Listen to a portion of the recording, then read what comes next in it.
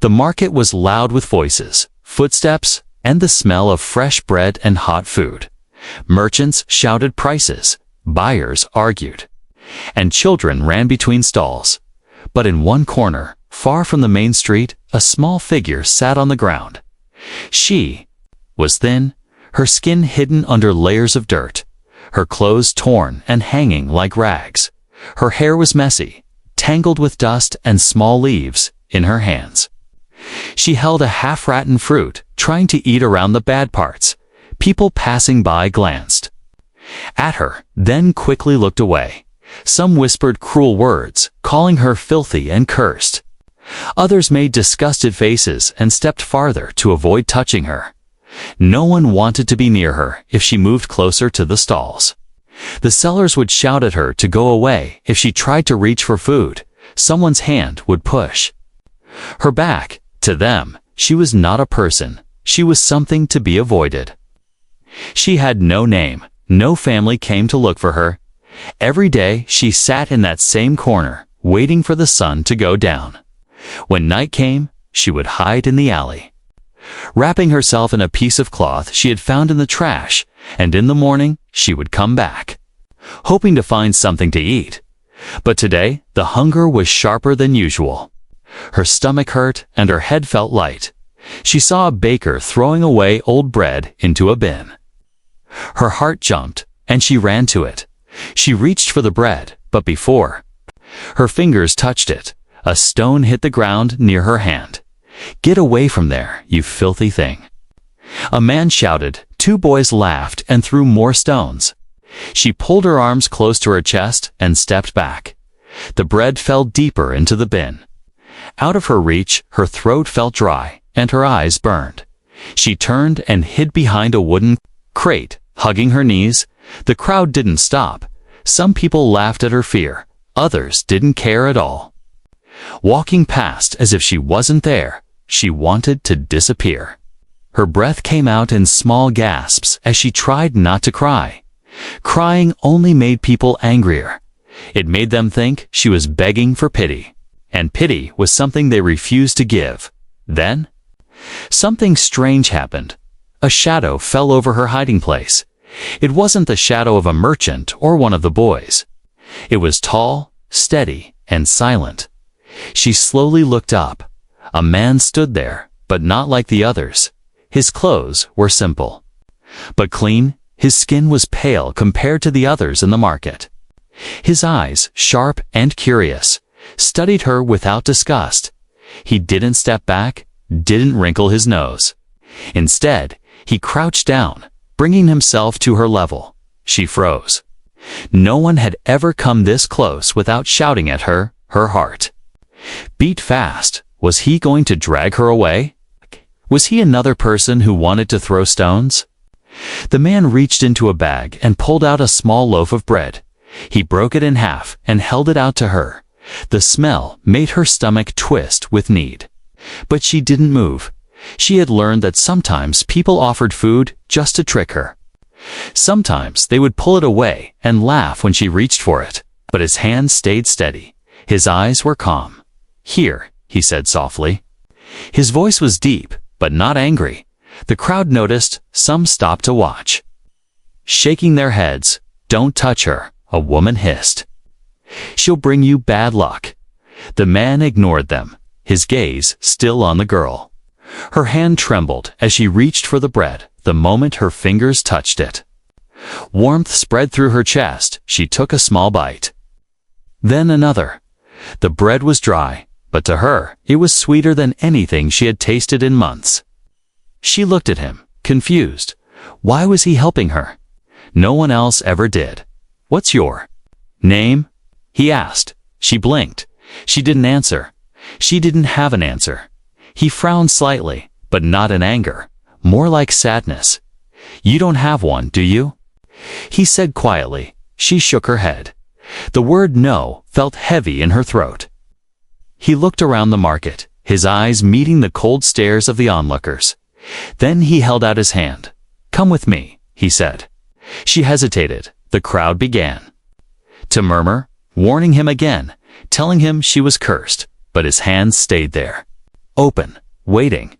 Her heart pounded. No one had ever asked her to come with them. No one had ever offered her a choice. She swallowed hard and placed her small, dirty hand in his. His grip was firm but gentle, without a word. He stood and began walking. The crowd parted, some glaring, some whispering. She glanced back at them one last time, for the first time. She wasn't sitting alone in the dirt. She was walking beside someone, and she didn't know yet if that would save her or destroy her. The girl's feet moved slowly, unsure if she should follow or run. The human's hand was warm, his steps steady. She kept looking at the ground, afraid of meeting his eyes for too long.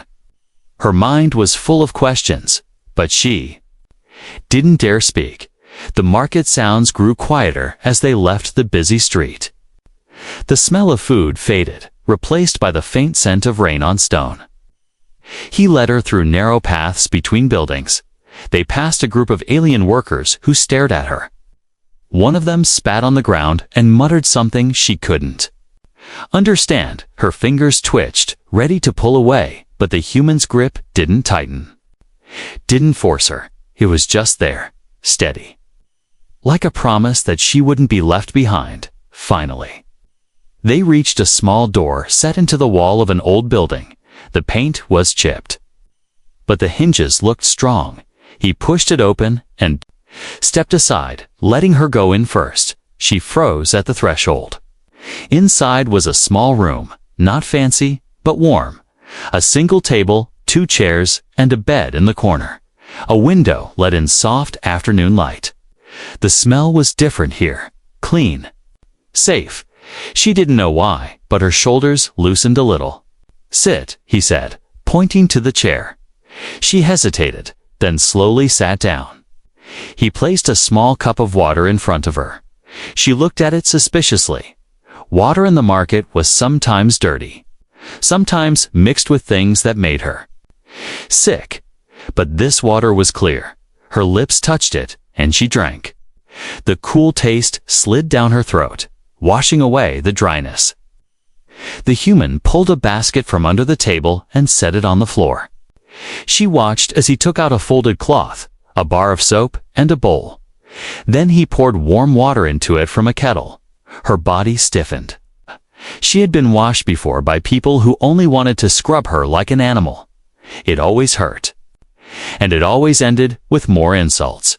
Her breath quickened. She thought about running to the door.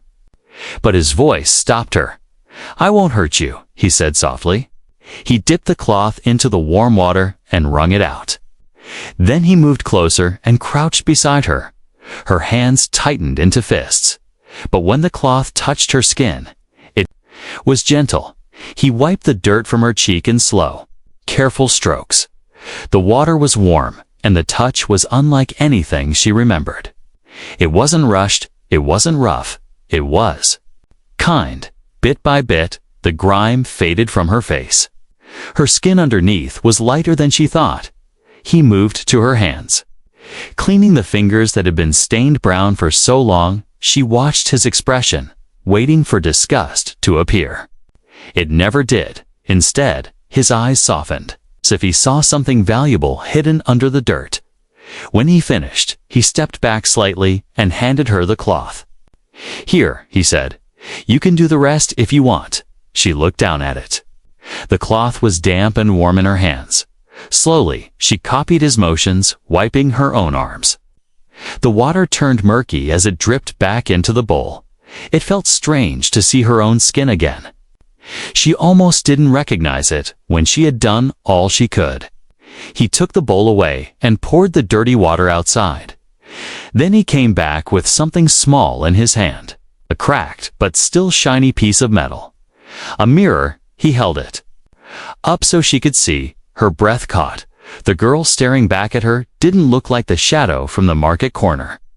Her hair still needed brushing, her clothes were still torn, but her face was clear, her eyes brighter. She blinked and touched her own cheek, as if to check it was real. "You're not filthy," the human said quietly. His voice was steady. "You're beautiful." The word hit her like a soft blow.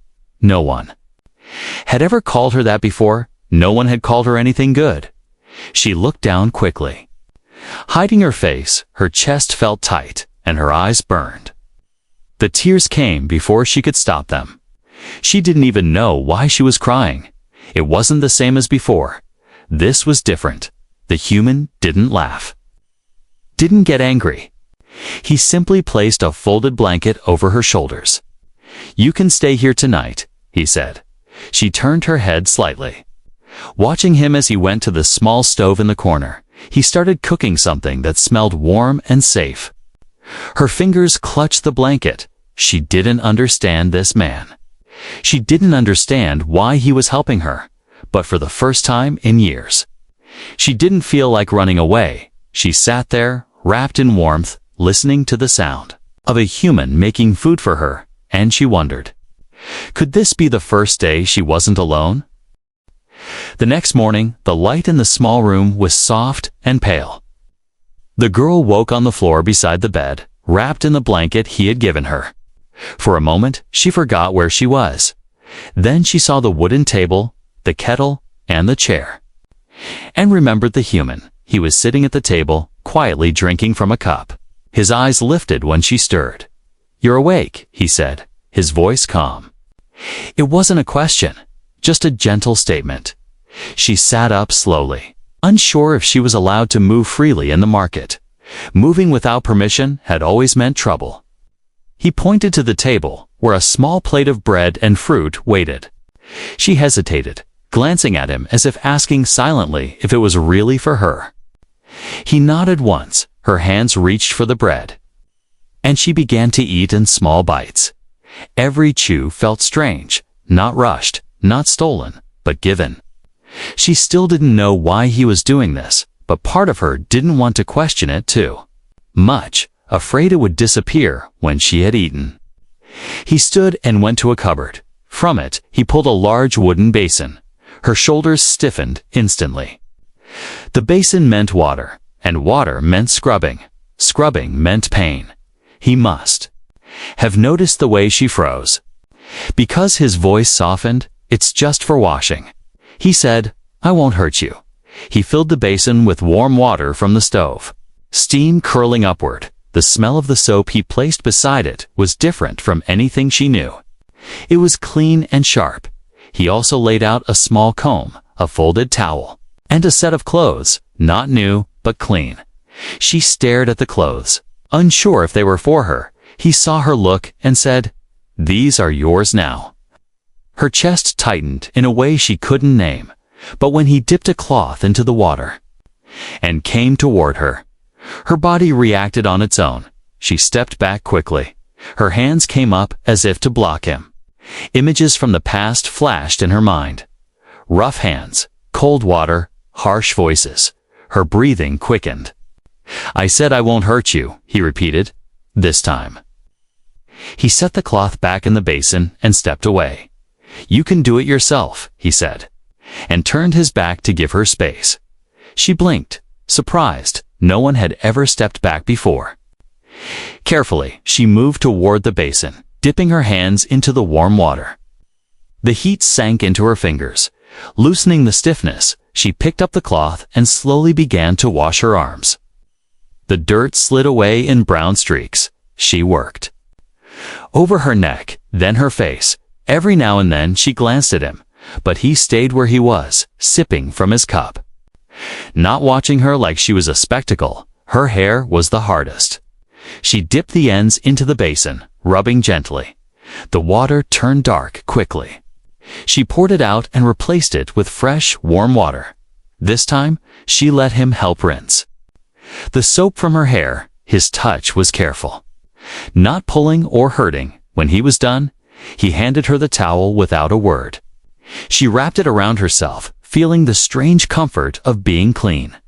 Then he picked up the clothes and offered them to her. She took them, holding them to her chest. The fabric felt soft against her skin. She turned away to change. When she put them on, they were a little loose, but warmer than anything she had worn before. The sleeves covered her thin arms. The fabric Brushed against her skin without itching, she smoothed it down with her hands, almost afraid it would vanish, when she turned back toward him. He was holding something shiny. It was the small piece of metal again, the mirror. "Look," he said. She hesitated, then stepped closer. The girl in the reflection looked almost like someone else. Her hair, though still damp, was no longer a tangled mess. Her face was clean, her skin a softer color than she remembered. Her eyes seemed larger, brighter. She touched her cheek in disbelief. "That's you," he said quietly. She shook her head slightly, unable to believe it. "No," she whispered. Her voice dry. "Yes," he said firmly. "You're not filthy. You never were. They just couldn't see you." Something in his tone made her throat ache. Her chest felt heavy, and before she could stop it, tears welled up in her eyes. She quickly turned away. Wiping at them with the sleeve of her new shirt, he didn't didn't ask why she was crying. Instead, started clearing the basin and setting it aside. When she finally looked back at him, his expression was calm, almost like he was waiting for her to take the next step. The day passed slowly. She stayed inside, running her fingers along the fabric of her sleeves. Once or twice, she touched her hair, still surprised at how smooth it felt, but every so often, she would glance at the mirror on the table. The girl in it was still her, but now she didn't look like someone the world should avoid. And deep inside, a small thought began to grow. Maybe, just maybe, she didn't have to go back to the corner of the market ever again. The next few days were unlike anything she had known before. The human gave her food every morning, warm and fresh. He let her sleep inside, where the wind and cold couldn't reach her, but most surprising of all, he spoke to her as if she was worth listening to.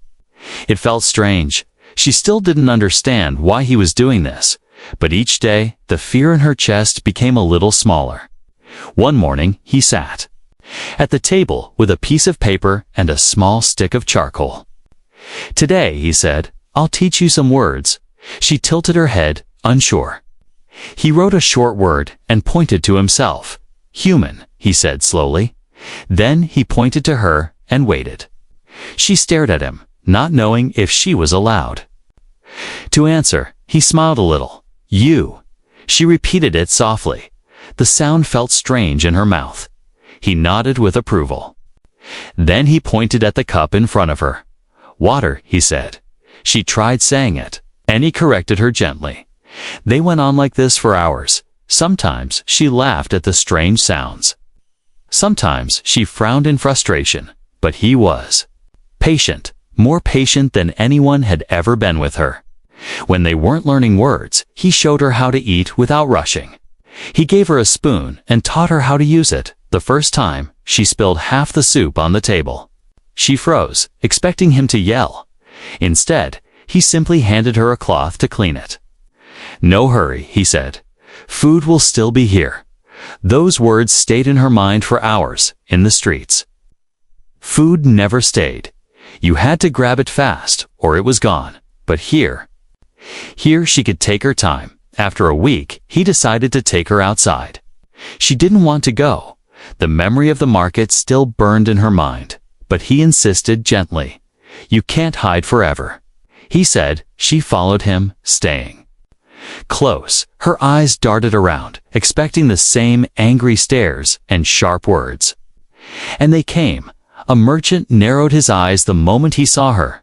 Two women whispered to each other, covering their mouths. One man turned his back, muttering, "Why? Keep that cursed thing."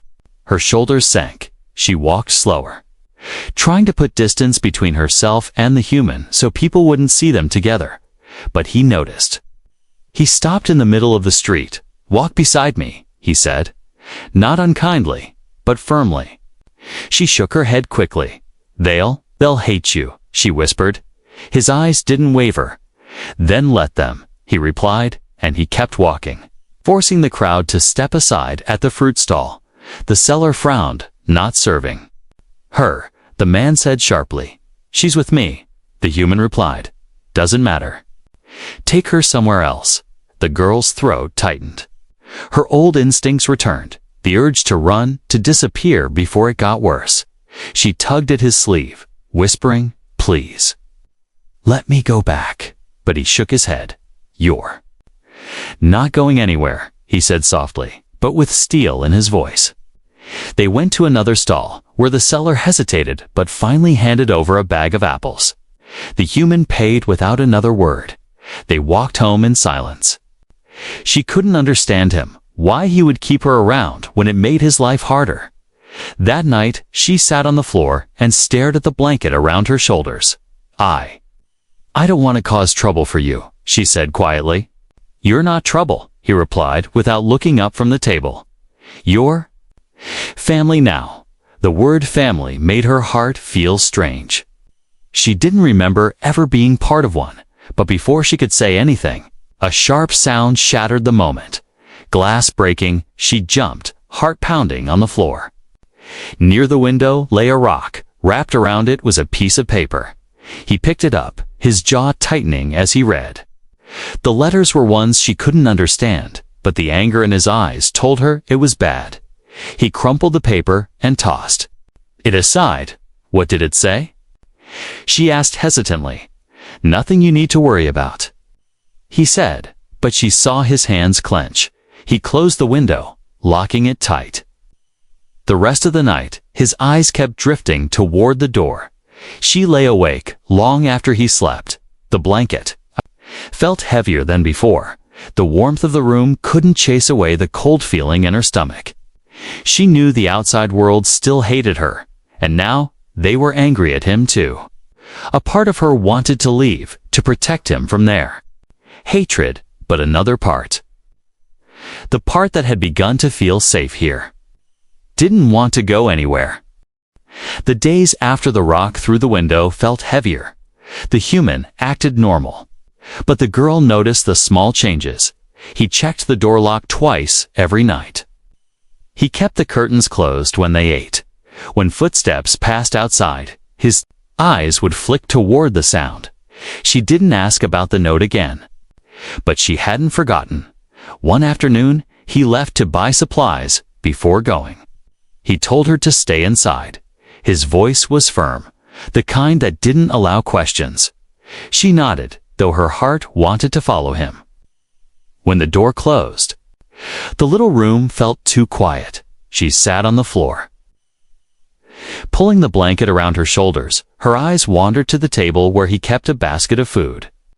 It wasn't much, just bread, apples, and a little dried meat. But it was more than she ever had in the market.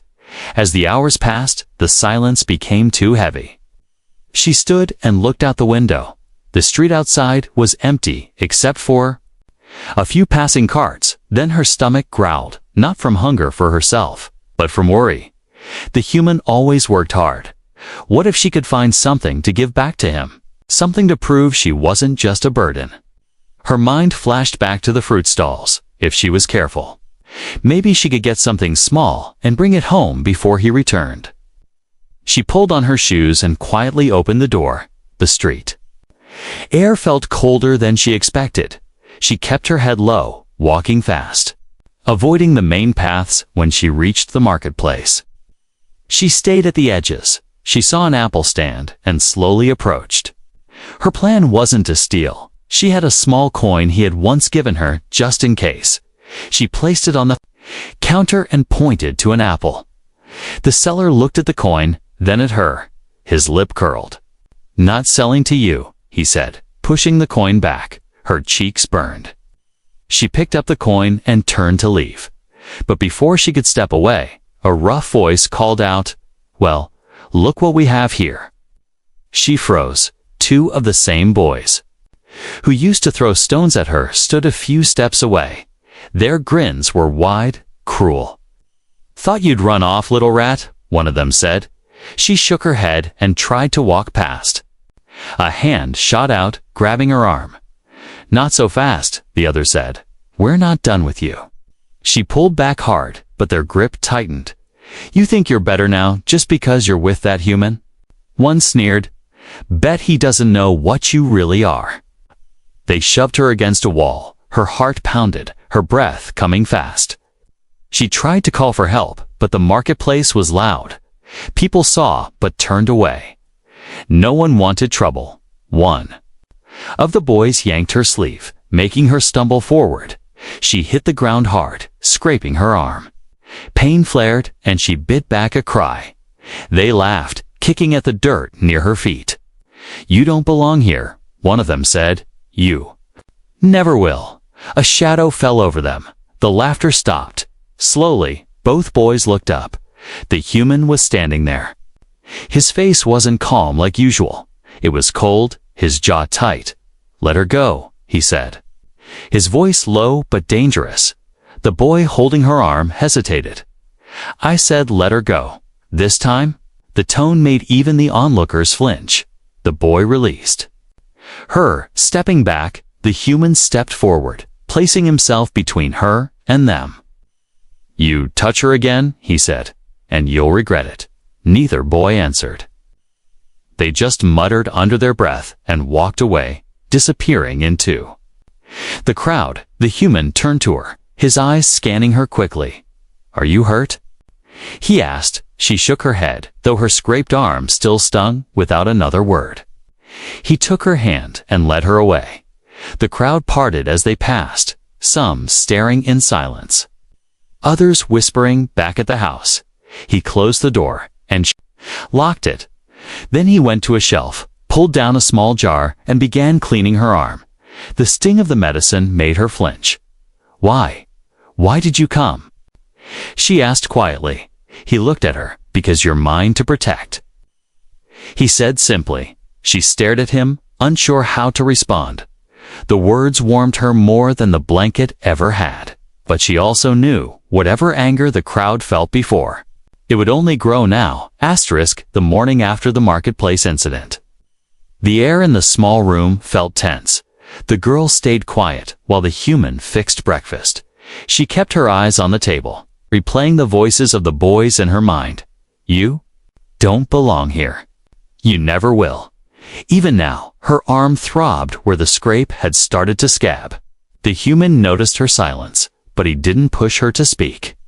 He simply slid the bowl of warm porridge in front of her. "Eat," he said gently.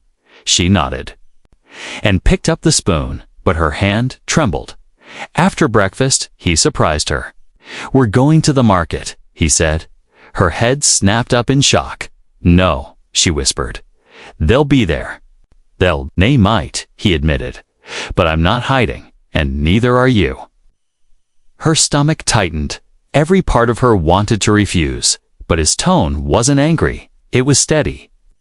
Like a promise, against her fear, she found herself nodding. The walk to the market felt longer than usual. She kept her head low, but the human stride was firm and unhurried. When they entered the crowded street, the murmurs started almost instantly. People turned their heads, eyes narrowing. A group of merchants whispered behind their hands. The human didn't slow at the first stall. He began choosing vegetables. The seller's face tightened.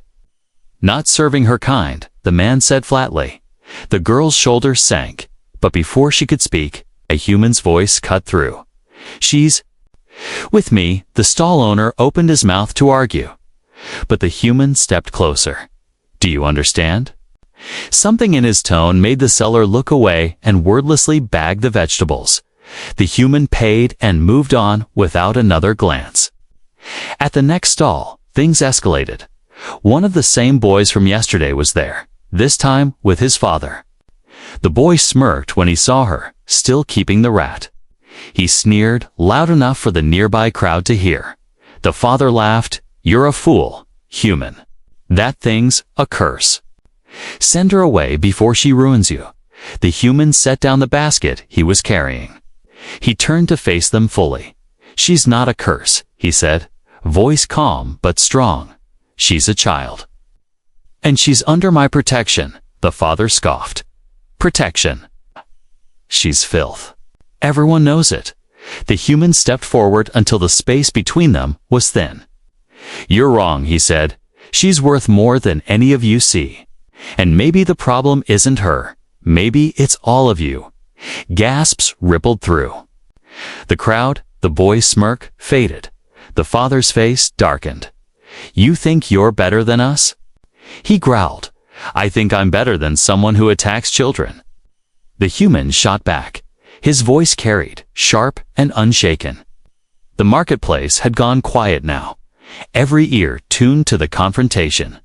Then, in a moment that made the girls' breath catch, the human turned toward her. He took her hand and said loud enough for everyone to hear, "Her name is Leora." She froze. The sound of it was soft, almost like a song. A name, her name. He looked into her eyes. You hear? Me? You're Leora now. And no one takes that from you. The words settled in her heart like a warm flame. Leora. No one had ever named her before. No one had ever given her something that felt like it belonged only to her. She didn't realize she was shaking until his hand squeezed hers gently.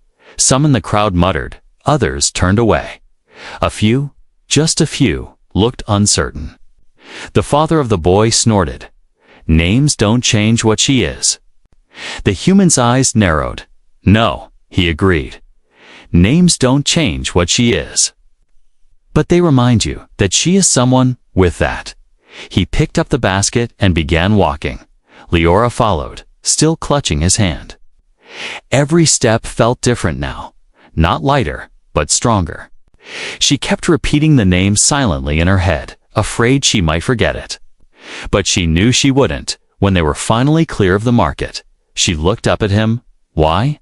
Why give me a name? She asked quietly. He glanced down at her. Because you've always deserved one, he said. And because now, when they talk about you, they'll have to say it. She smiled faintly, even as her eyes stung. Her name was Leora, and with that name, she realized something important. She wasn't just surviving anymore. She was beginning to exist. The days after the human gave her a name felt different for Leora. She still caught people staring when they passed in the street. Some still whispered, some still frowned, but others paused. They didn't smile, but their eyes no longer burned. With the same sharp hatred, it was as if the name had forced them to see her as more than just the filthy girl. Yet the trouble wasn't gone. One afternoon, as they walked toward the edge of the market, a tall, broad-shouldered merchant stepped in front of them. His clothes were fine, his voice deep. I've been hearing about you, he said to the human, and about the stray you keep. Leora tensed. The man's smile was thin. You've made a lot of noise, defending her. But words are cheap. Prove she's worth keeping. The human's eyes narrowed. What do you want? He asked. The merchant gestured toward the center square. A test, he said. A simple one. If she passes, no one in this market will speak against her again. If she fails, you send her away. Leora's stomach dropped. Send her away. The thought alone made her chest ache. The human didn't answer right away. He looked at her, his gaze searching. She didn't understand why he was asking without words. But then, slowly, she nodded. She was afraid, terrified, but she wouldn't run. Not this time. The merchant's test was cruel in its own way. He placed a small basket of goods on one side of the square. On the other side, a group of market children waited. You'll walk through them, holding the basket, the merchant explained, if you make it to me without dropping anything or running away. You win. Leora understood the trap. These weren't friendly children. They were the ones who used to shove her in the dirt. Already, they were whispering and laughing, but when she looked at the human, he didn't look worried. You can do this, he said quietly. I'm right here. She took the basket, her small hands gripping the handles. The square suddenly felt much larger. Every step toward the group made her legs feel heavier. The first shove came quickly. One boy bumped into her shoulder. She staggered but kept walking. The laughter rose. Another child reached out and tried to grab an apple. From the basket, she pulled it close to her chest, her jaw tightening. The human's voice rang out. "Keep going, Leora." A girl stepped in front of her, blocking the path. "Go back to your corner, rat," she sneered. Leora swallowed hard and stepped to the side when the girl tried to block her again. Leora surprised even herself. She straightened her back, met the girl's eyes, and walked past without a word. The laughter faded for a moment, replaced by murmurs. Step by step, she crossed the square. Her arm ached from holding the basket so tightly, the last boy reached out to trip her. Her foot caught, but she stumbled forward instead of falling. The crowd had gone quiet now. When she finally reached the merchant, she set the basket down in front of him without dropping a single thing. The merchant studied her for a moment. Then he turned to the crowd. "Well," he said, his voice loud. "Looks like she's worth keeping after all."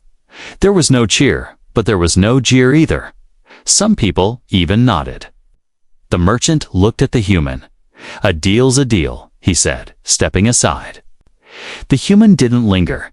He took Leora's hand, and together they walked away from the square. When they were far enough from the crowd, he stopped. "You didn't just pass their test," he said. "You showed them they can't break you." Anymore, Leora stared at him, unsure if she should laugh or cry. She had felt every step, every shove, every insult like a weight on her shoulders. But now it was gone. Her chest felt light. She still didn't know if everyone in the market would ever like her, but she knew one thing: they would never see her the same way again. That night, back in the small room, she sat at the table while he prepared food. The warmth from the stove filled the air. She thought about how she had lived before, hiding in corners, sleeping in alleys, hoping no one would notice her. Now she had a name. She had clothes, food, and a place to belong, and more than that. She had someone who would fight for her without hesitation. As they ate, she whispered, "Thank you." He glanced up. "For what?" He asked. "For giving me a name." "And a place," she said. His expression softened. "You were always Leora," he said quietly. "I just made sure everyone else knew it too." From shunned and dirty to loved and named, Leora finally belonged, and nothing in the world could take that from her now.